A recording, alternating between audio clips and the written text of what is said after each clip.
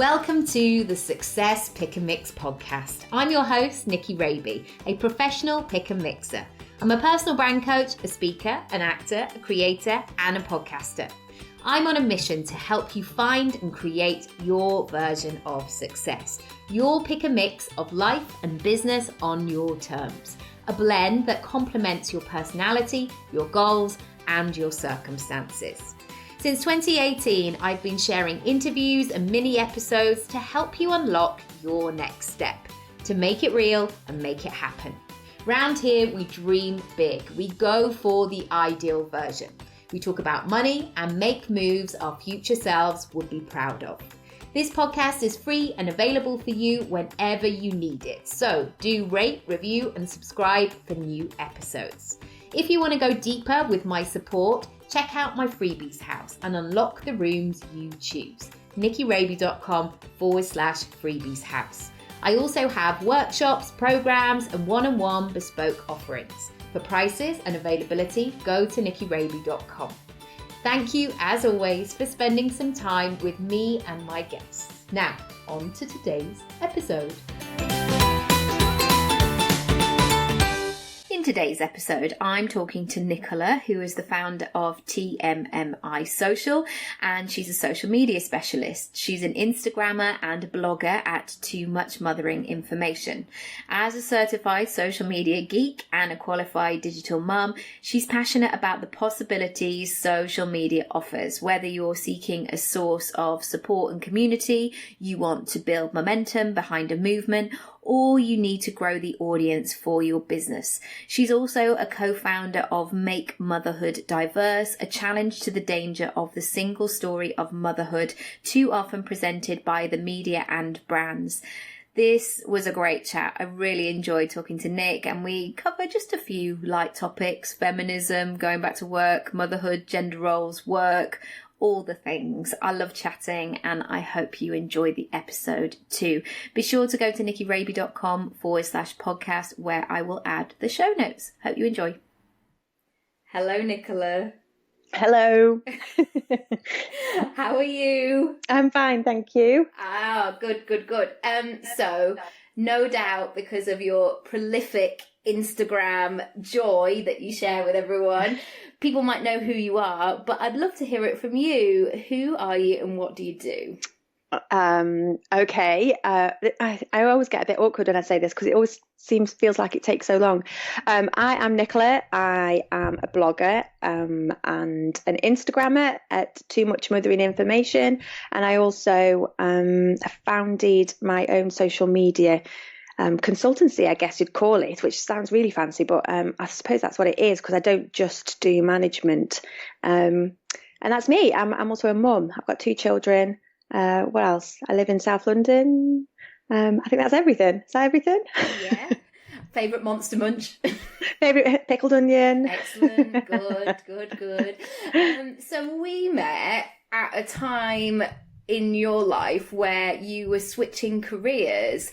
So you were a teacher. That's right, yeah. How did that pan out for you?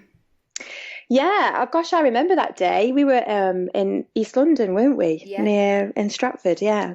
I was a teacher for 12 years. I was a secondary school English teacher.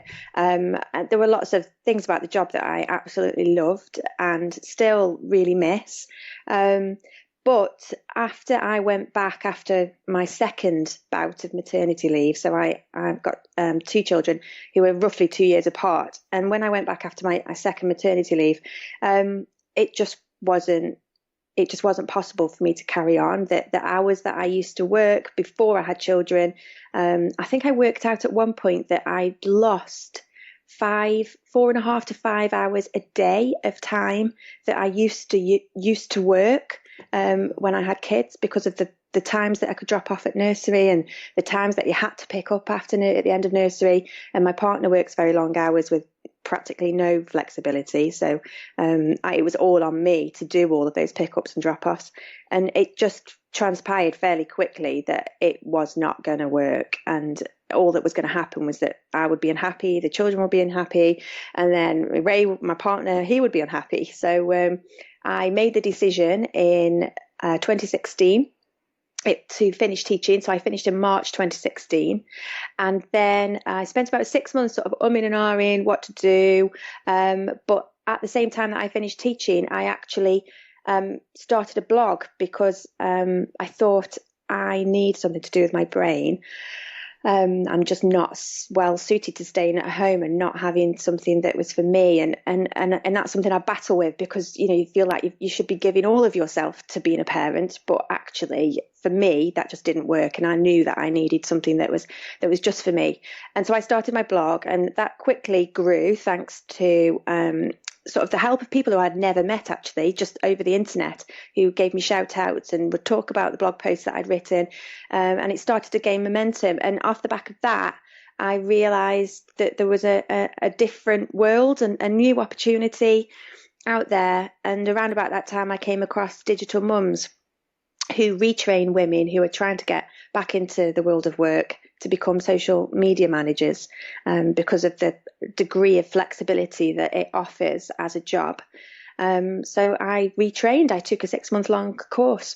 That finished in March 2017. I keep forgetting. I'm like, what year are we in? I feel like we're in about 1995. Yeah, I'm like, I don't even know what year we're in. But no, we are in 2018. So I did graduate in 2017. So March 2017, I graduated. So coming up to a year ago, and it's been a really steep learning curve, but very exciting. And I've got lots and lots going on, which is obviously brilliant. I feel very privileged to be in this position now. And rightly so. And I think you've got such a specific voice on Instagram. Like, I really know if I see an article and I wouldn't know who had written it, like I really would align it with you. So I guess, how did you, when you started your blog, how did you know what to talk about, what felt natural? Because I guess as mummy bloggers, as I'm not really sure how I feel about the term, sometimes there can be that temptation to go, gosh, I really loved this muslin and let me just describe in detail. But for you, I don't feel like that's the case. How did you know to trust that voice and find it, and also know that was the right path for you? Yeah, I mean, I didn't. I suppose that is the short version of the answer, is that I didn't know. I started the blog with no real sort of pretensions of where it was going to, is pretensions even the right word? No, sort of, I didn't really know what it was going to turn into. It was very much just an outlet for me. I've always had lots of opinions and not always the platform to talk about those opinions, and not always the people to talk about those opinions with.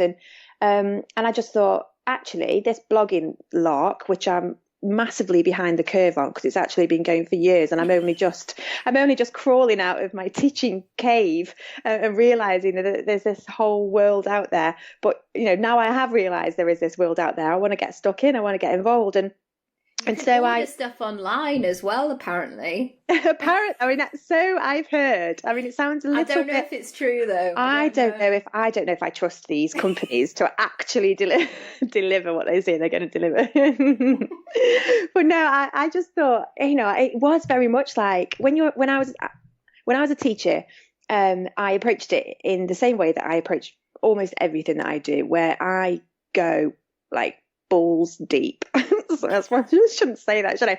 Like, everything I do, I just go, I get almost obsessive about. And it was the same with blogging. It was the same with getting to know social media and how it works. And initially it was about parenting. It was about, a lot of the stuff I was reading at the time was to do with mums and motherhood and parenthood. My kids at the time were 1 and 3, so I was only just coming out of those really difficult early days. And I was finding that I was getting a lot of support from other mum bloggers, as in the stuff I was reading that they were writing. I was thinking, oh my God, thank God that there are people out there feeling the same way I do. And I, up until that point, I don't think I'd ever really met anyone who was being quite as blunt and honest as I wanted to be. and that sometimes, I'd sort of start down that road in conversations, and you'd catch someone's eye or a look that come across their face, and you'd think, oh no, this is not the right person to be saying this to. And so I'd backtrack and, cover it up, and everything's fine. And the mum blogging world very much made me realise that there were lots of people out there who felt like I did.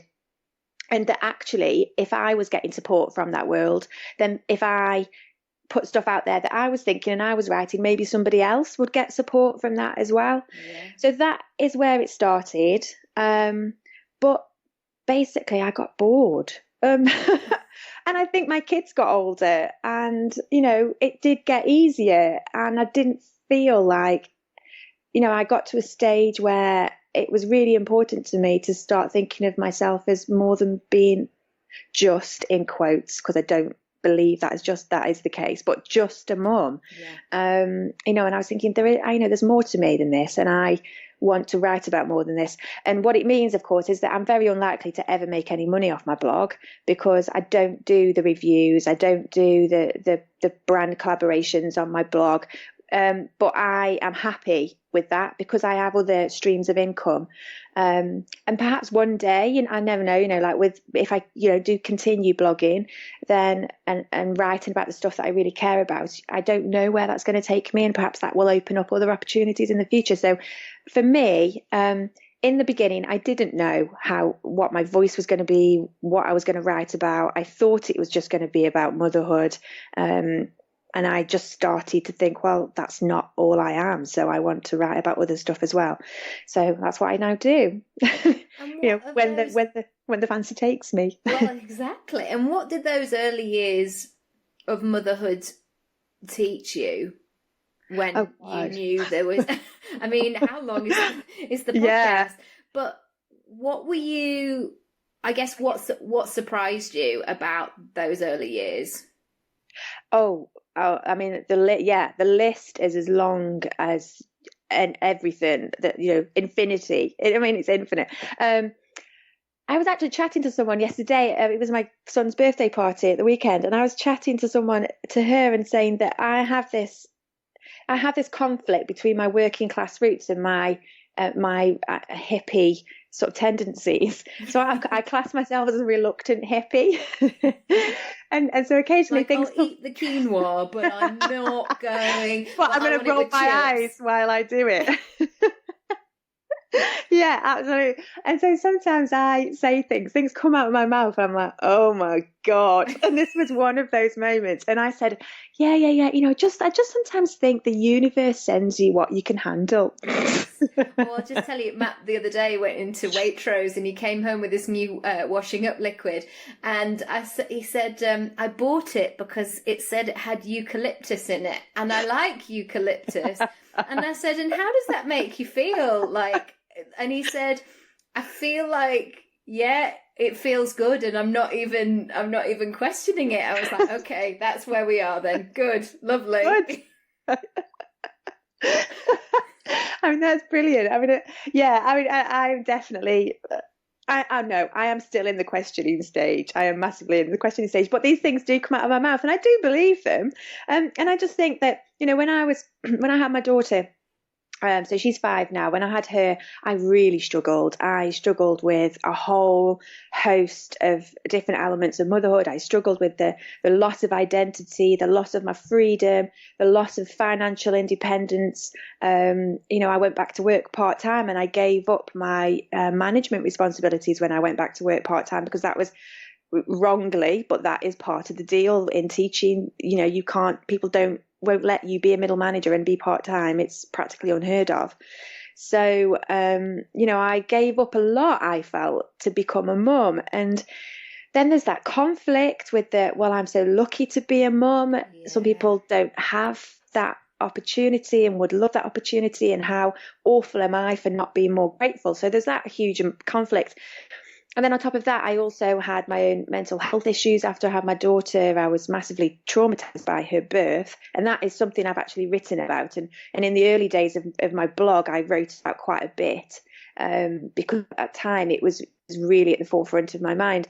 And And yeah, the relentlessness. I mean, nothing can prepare you for the fact that in the last, I don't know, 12 months, for example, we've stayed in bed past 8 a.m. maybe 4 times. Yeah. And it doesn't matter what time you went to bed. It doesn't matter how many times you've been up in the night. How many piggin sleep books you've read. Oh, yeah, absolutely. And how many things you buy to help them sleep better, how many reward charts you try, because my kids are now a bit older and they just do not obey reward charts, that they just don't care. And so, all of this stuff, like the relentlessness, the touching, the constant touching. I counted the other day in the car, in the space of 4 minutes, my son said my name 14 times. Well, not my name, my new name, mummy, mummy, 14 times in 4 minutes. I mean, so the relentlessness of motherhood and parenthood, to be fair, was a shock. And I just think there is nothing that can prepare you for that. So yeah, I mean, those were just a few of the things that that motherhood did, but mostly that. And I said this was the hippie comment about the universe sending you what you can handle.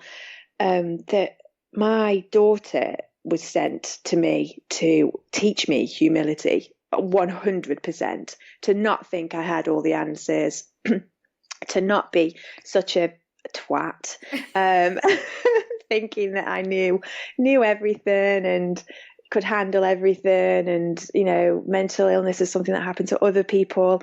I really believe that she was sent to teach me empathy and humility. And then second time around, Zach was an amazingly easy baby, and maybe that was because the universe also knew that I was tired. Very tired, a centimetre away from being completely broken. Yeah. So they sent me him, and very much his birth healed me, just expelled so many demons. And I remember a few weeks after he was born, bumping into the midwife who delivered him, because we were very fortunate. We had a community team of midwives look after us for Zach's birth.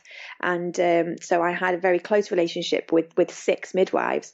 And I bumped into the Vanessa, who was the midwife who delivered him, in the street. And she just said to me, "Are you enjoying him?" And I had to pause and think. And I was like, oh my God, yes, I am. And it was such a revelation. I didn't get that with my daughter. And that makes me very sad to say that. But I now understand that it's not because I did anything wrong, but I didn't get that joy when she was a baby. And I very much did when I had my son. And that was very healing.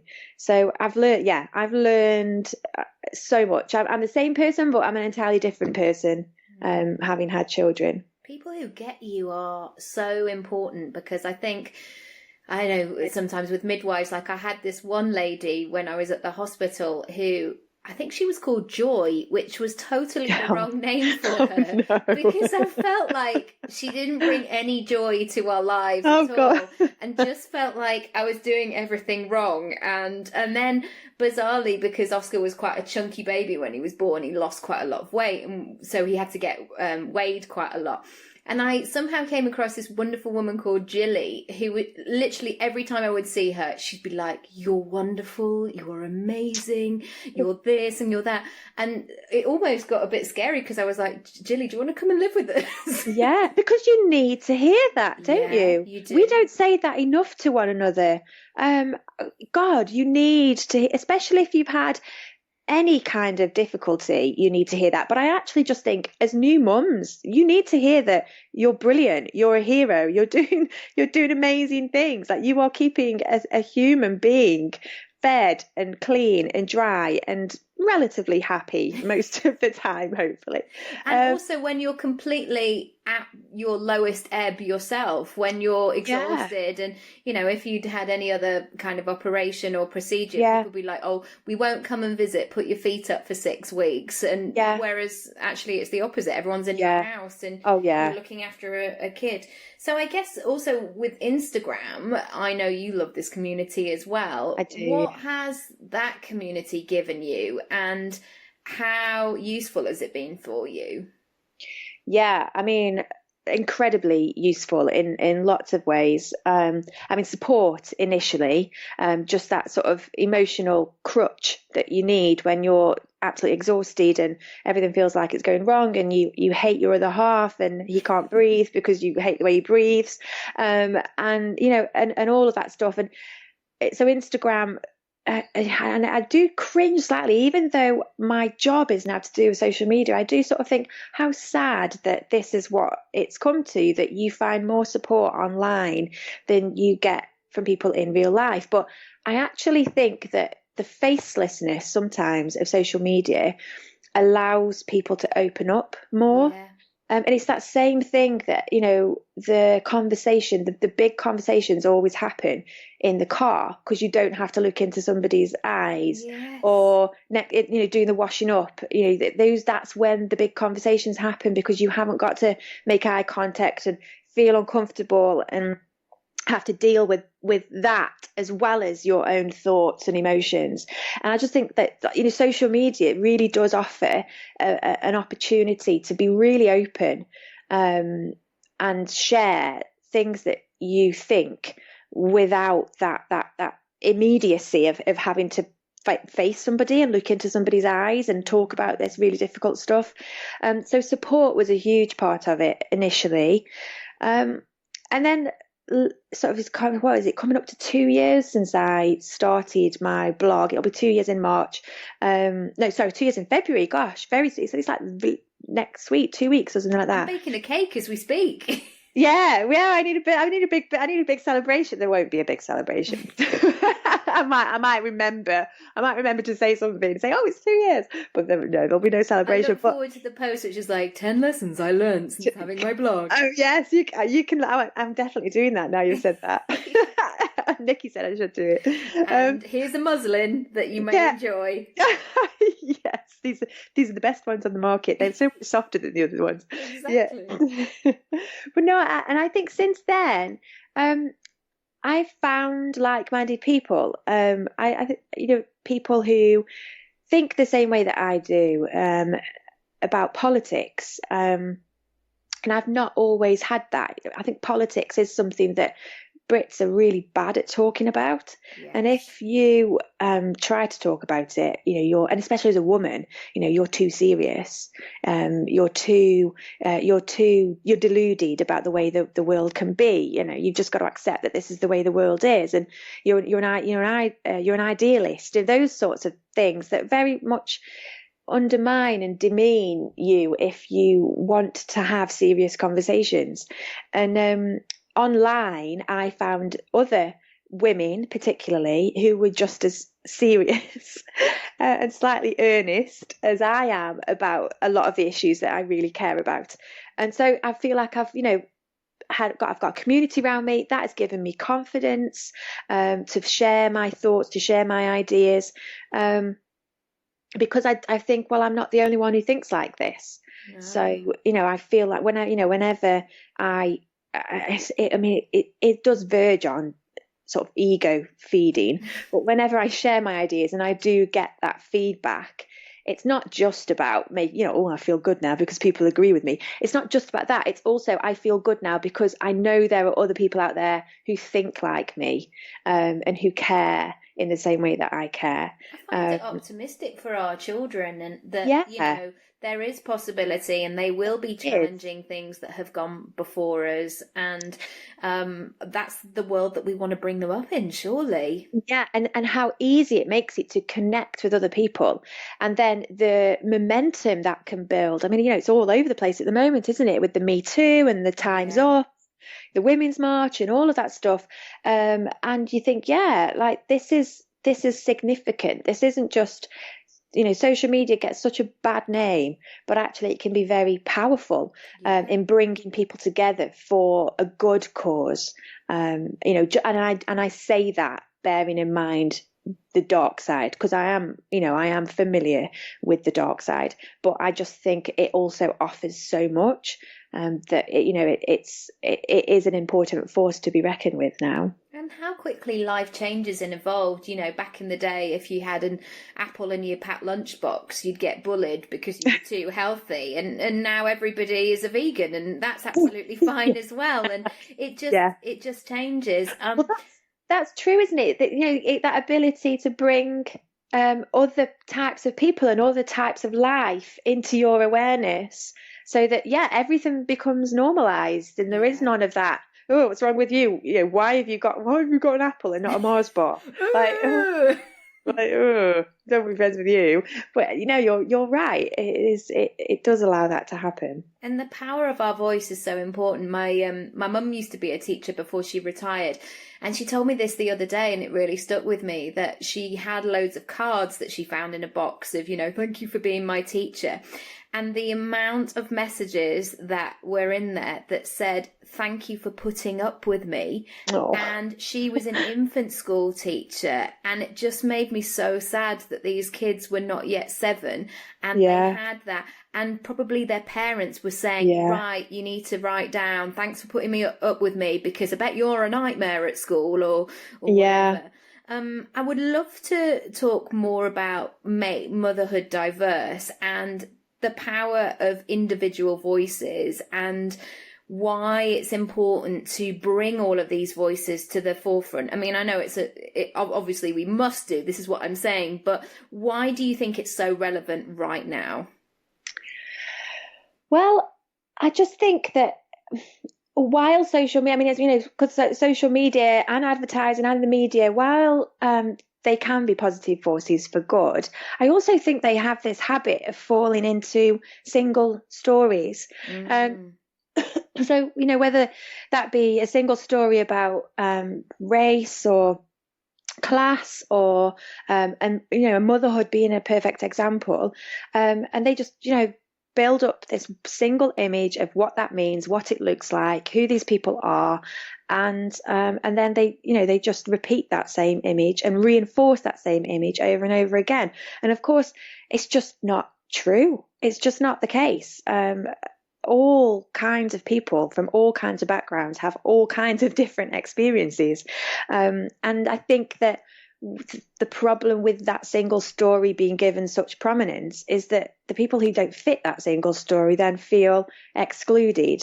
And then and all the associated dangers with excluding people, like what does that do to people's self-esteem, to their sense of belonging, to their sense of self-worth, all of that stuff. Do they feel like their voice? Time and time again as well.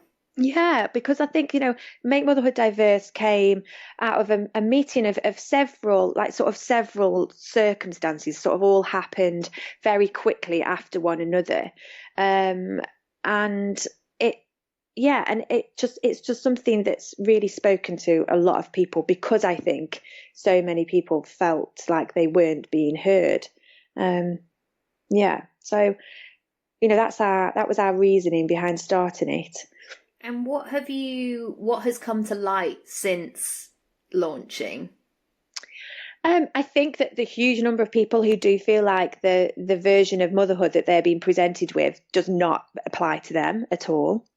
I think that I've only made 2 cakes this morning, so well, this is it, isn't it? This strange world of I'm starting to wonder, who are the people who do the baking and keep their house spotless and have these spotlessly turned out children and have their nails done and their hair done? Who are they? Because I don't know any. No. I know people. if they're I know people who lying, do. maybe. Yeah, well, maybe. I mean, I do. I know people who do parts of that, who love to bake, but they hate to clean. You know, who love to do their hair, but their kids, their kids are just kids and get mucky and muddy and covered in food like everybody else's kids. Yeah. You know, I know people who are parts of that story. But yeah, for a while there, social media was awash, wasn't it? Yeah. With this single story that this is what mums look like, and this is what mums do, and this is what mums should care about.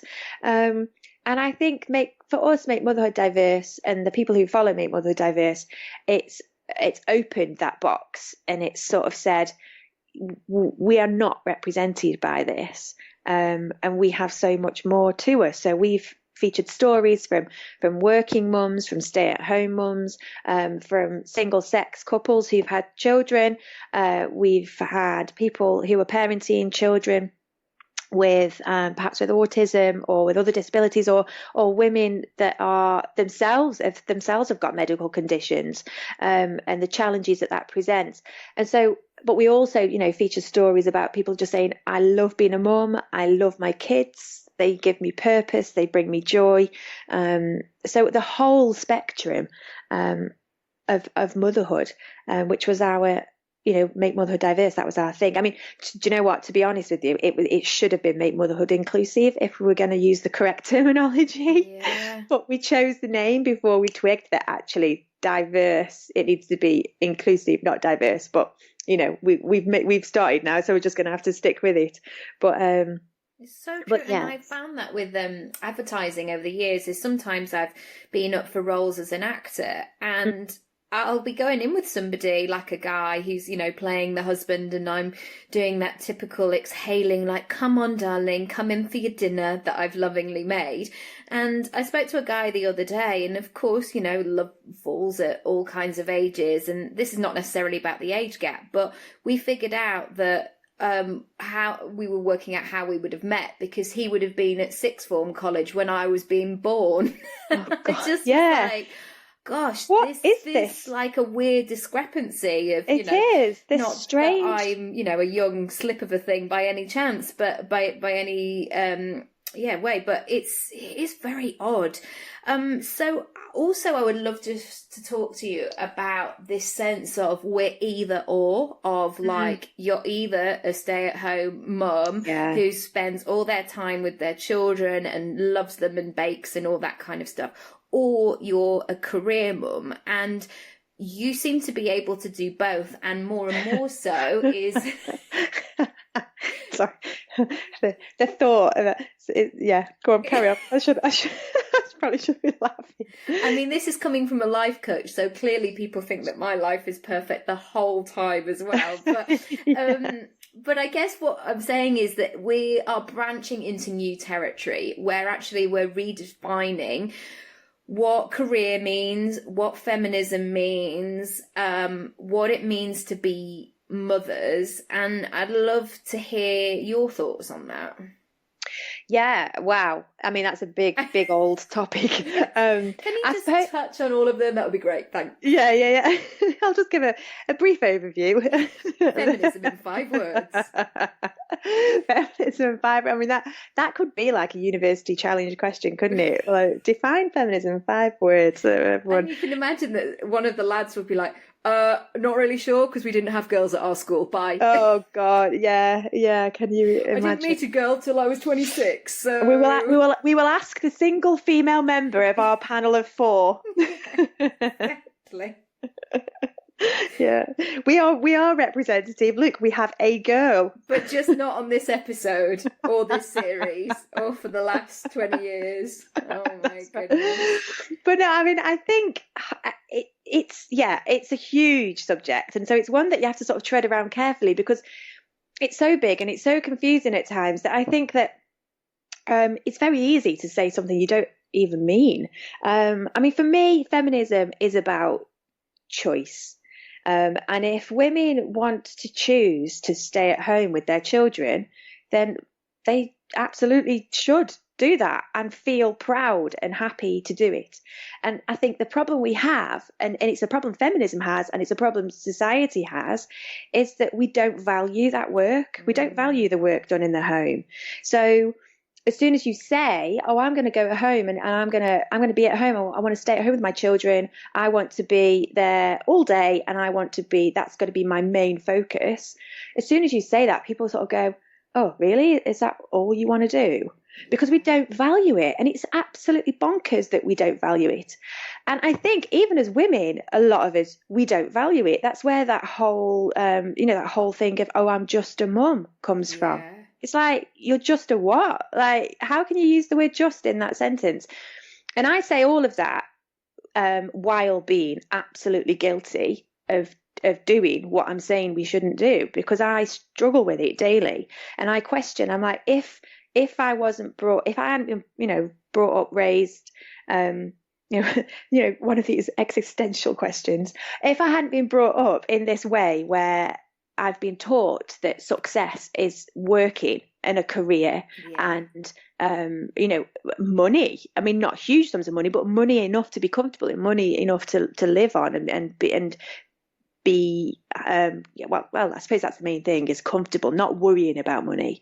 If I hadn't have been brought up, being told that was what I should aspire to, then would I, and being also told that to stay at home with the children, would I feel differently? And maybe I would. Maybe the reason why I don't feel satisfied being a stay-at-home mum and only that, and not doing other things on top of it, if maybe I would be satisfied with that. Maybe I would love spending time with my children if I hadn't been given this idea that that success looks like having a career.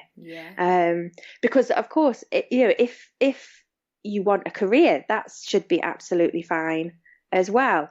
But I think it's this idea of what success looks like is this real stumbling block we have.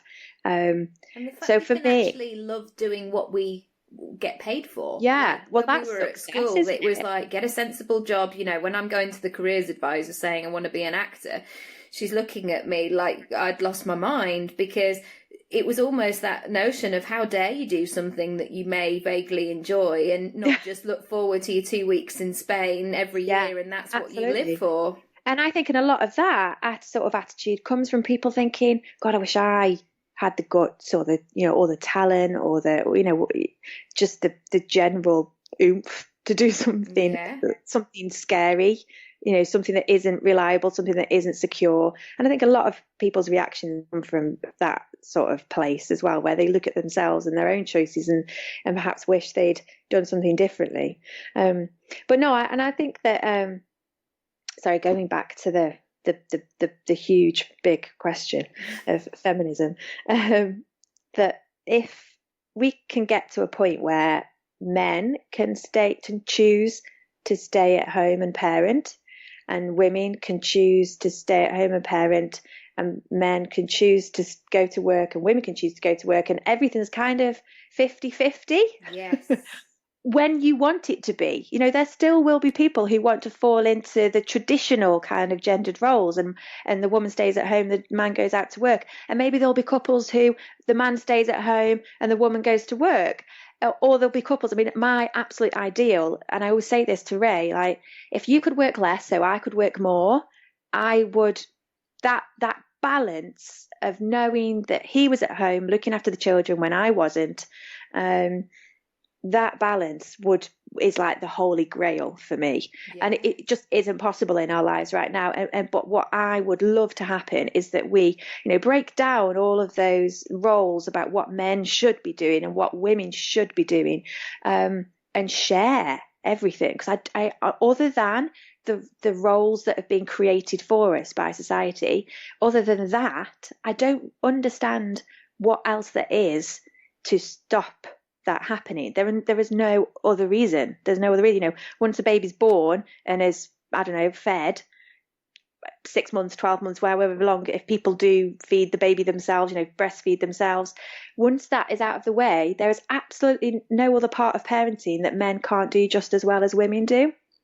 Yeah, it's so true. I mean, Matt went on, he got a job in Ukraine or somewhere quite a long way away when Austin was quite little. Yeah. And nobody ever doubted whether he should go or not. Yeah. But imagine if that was you. Oh my God. I mean, you know, I probably wouldn't go to Ukraine. I'd even just go down the local coffee shop and sit on my own a minute. You know, I don't need to get on the flight. But it was so funny. And the only thing that would ever be mentioned was, are you going to be okay? Mm-hmm. And it was never like, oh, well, what would happen the other way round? And it was still that sort of prediction of the breadwinner. And I'm also sure that Matt never had someone say, oh, you're so lucky to have Nicky at home looking after Oscar. Yeah. There is no way anyone would have said that to him. Whereas if it was the other way around, I wonder just how many people would have said that to you. Yeah, it's true. And I don't, you know, like, I'm always a bit fearful of this stereotype of the, you know, the angry feminist, the bitter angry feminist. I'm like, no, I'm not. I'm very happy, but I just don't understand why we can't have true equality, which is where men are just as responsible for bringing up children as women are, and women are just as responsible for going out and earning, you know, the money that everyone needs to live. As men are. Like, you know, I just don't understand why this seems such a huge problem. It's funny because also as well there's all of the typical attributes of women, you know, soft or vulnerable or emotional. Yeah. And I remember when Oscar was about 3 weeks old, I did a talk at a university to about 100 people. I mean, now I've seen the photos, I'm not necessarily sure that I should have been out and about. The lady who booked me was like, oh, there was a photographer there. Shall I send you the photos? I thought, well, you can, but I'm going to delete it immediately. But we went as a 3. It was, I mean, maybe Oscar was 3 or 4 weeks old. So it was very early days, but, you know, I'd recovered well and it was fine. And if I had another one, would I agree to it? Maybe not. But, you know, we did it. But the funny thing was Matt got a huge, and I'm not dissing Matt at all, he's wonderful, but he got a huge amount of praise for looking after the baby whilst I did the talk. Isn't he wonderful? Isn't it great? You've got such a wonderful, supportive partner. And I thought, well, yeah, it is. It's great. But we just travelled 2 hours. I've fed the baby. I've written the speech. I'm going to go and deliver the speech, and then, of course, do the Q&A. Then I'm going to feed the baby. And then, you know, it's endless. Yeah. And isn't it? It's fascinating from a purely anthropological sense. Like, you know, from the outside looking in, it is absolutely fascinating how we do that. And I actually don't think we do dads any favors. No. You know, we don't give them any credit by doing that. And it's kind of like, well, is this special? I mean, it's lovely and I'm happy, you know, that he's supportive and that's good, but is it really something we should be making such a fuss over? Because shouldn't it just be the norm? Yeah. And I know it isn't. It really isn't the norm, and that is why it is made a fuss over. But it should be the norm. So yeah, I just, you know, I just look to the future and I think about my son and my daughter, and I just constantly think, oh God, how much are things going to have changed? Because, as you know, as much as things have changed, I saw some adverts on Instagram. God, I'd basically live my life on social media. If it wasn't on Instagram, mate, it didn't happen. It didn't happen. I saw there's an artist who's done some recreations. She's like flipped these 1950s adverts on their head, and you know, sort of switch the roles. So put the woman in the man's role and the man in the woman's role, and the original adverts are from the 1950s. So what's that, 67, it's coming up for 70 years ago, maybe, literally made me gasp. I mean, they were horrifying in their blatant sexism. It was absolutely just mind-blowing. And I was like, are these real? How can these be real? And it does make me realise that we have actually made an awful lot of progress. Yeah. And so I do hope that, you know, when my daughter's 37 and, you know, she's chatting away, I don't know, on some hologram or something, it won't be over the phone, will it, by then, I don't think. But, you know, when she, in 20 years' time or something, 30 years' time. When her robot is doing all her work. Yeah. Yeah, when she's, you know, talking and someone else is, you know, the computer's just typing the words on the screen. Mind you, we've already got that, haven't we? I know. They're just doing an interpretive dance. not that it's reliable, not if you've got a Northwest accent. It doesn't like it. No, Siri keeps calling me Red, like some kind of weird pet name. It's very peculiar. I'm like, Siri, I just need you to tell me, do I need a coat today? Like, stop getting all intimate. Yeah. I would love to ask you, actually, finally, is like, what's that mind shift been for you since being in a structured system, as it were, to going at it alone? Yeah. I mean, do you know what? Teaching as a job isn't terribly structured. Obviously, you've got the bells going at various points during the day, and people tell you when you can wee. I mean, that's always been a big thing. It's like, you can't go to the toilet whenever you feel like it because you've got a class of 30 kids who are going to chuck stuff at each other if you leave the room. Yes. And things like that. So, but actually, there are obviously boundaries and constraints, but teachers, you have to be a self-starter. You have to drive your own, your workload yourself. Teachers work really long hours. So whereas some of the people that I did my training with once or twice said that, they were struggling with having to work in the evenings because it was just something they'd never done. Whereas working in the evenings as a teacher is something totally normal. And at weekends and those famed holidays you spend large portions of working. So I suppose teaching really did equip me with lots of skills for what I am, soft skills, things that you can't really measure, for what I am doing now in terms of organizing myself, having to not really having a huge amount of supervision most of the time, because you have a manager, but you might be in the same office as that manager, but you have an actual conversation maybe once a week that's about your work. And so in some respects, teaching is quite a free profession in some respects, because you are just left to crack on most of the time. Raise the future. Just get on with it. Come on, quickly. Raise the future. Yeah, do a better job though. It's never good enough. But yeah, and so in some respects that has stood me in good stead. The work ethic that you need in order to succeed at being a teacher has stood me in good stead. And the attitude, that very real attitude of, well, I've got to do it because it needs to be done.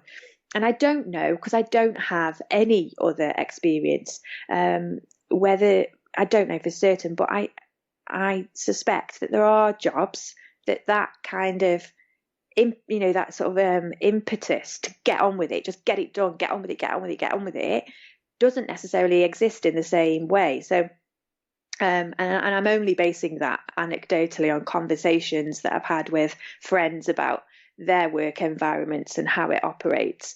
So, I'm totally open to being told that's nonsense, be quiet. But yeah, and so in some respects, it didn't require a huge mind shift, I suppose.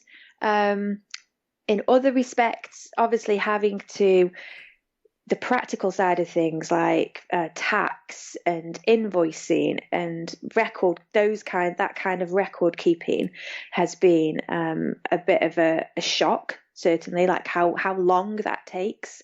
It's been a bit of a surprise. And then also having to promote yourself, having to sort of volunteer for things and go, like this year, 2018 was my year for saying, I'll do that. But not even just saying yes to things, but actually approaching people and saying, I can do this for you. Do you want me to do it? And that's definitely a mindset shift from before as a teacher, where it was kind of like, you just sort of were on a bit more of a treadmill, I suppose, where you just kept going,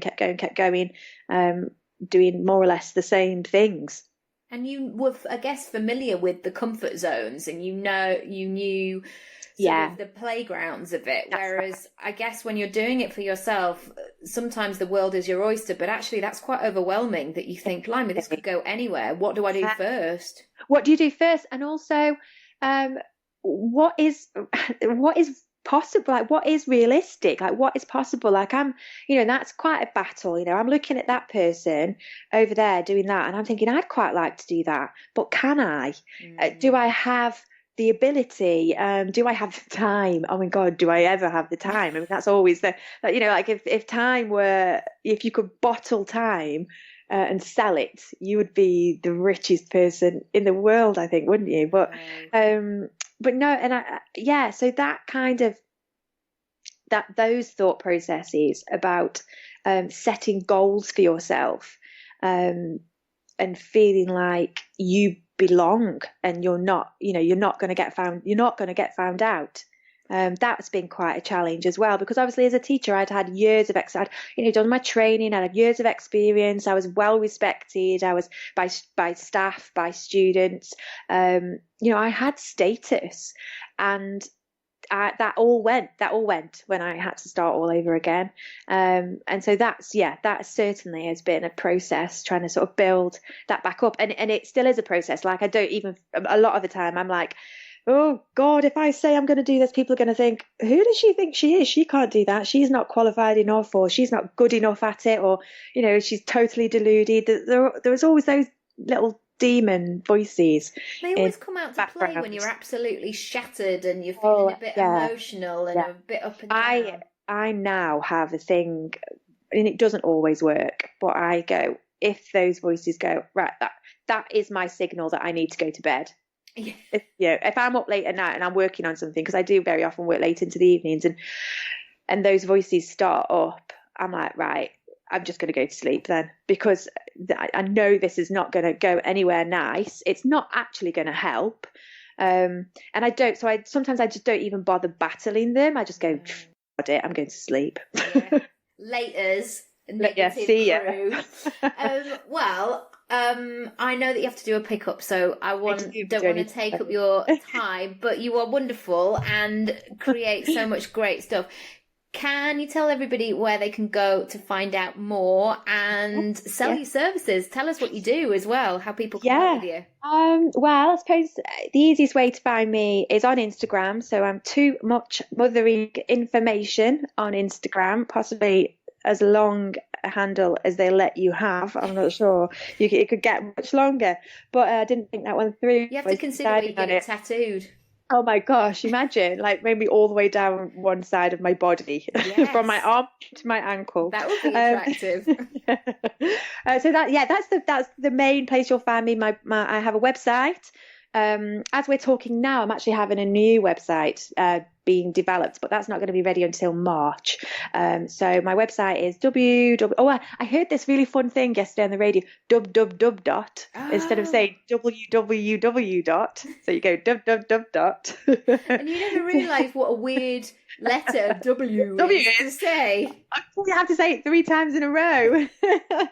So toomuchmotheringinformation.com is my website. What is the other thing? So soon. Yes, I've got my website, my new website, shiny, spanking, brand new website, launching hopefully at the end of March. And then at the same time, I'm also going to be launching an online Instagram course for specifically sort of bloggers and small businesses. So people who perhaps don't have the budget to hire a social media manager, who are in the early stages of what they're doing, but want to give their Instagram a little bit of professional flair, sort of get to grips with different ways of planning their content so that it's not this onerous task every day where you're thinking, oh my God, what am I going to post? So people like that, that's who it's going to be targeting at. And that's going to launch in April. Exciting. Well, when it does, I will share all of the links. And it all sounds brilliant. Thank you. Thank you so much. I feel like we've swooped through many big topics. Well, I think that we've basically solved all of the world's problems. Yeah. There will be world peace. Yeah. I mean, I think we could probably not do the nursery or the school pickups today. I think we should just go to bed with a gin. So... Definitely a celebratory gin all round. Happy days, happy Monday. Yeah, thank you so much. Take care. Bye.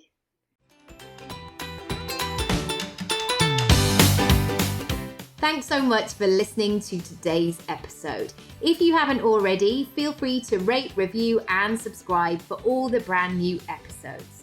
If you want to go deeper with my support, check out my freebies house and unlock the rooms you choose. nickyraby.com/freebies house.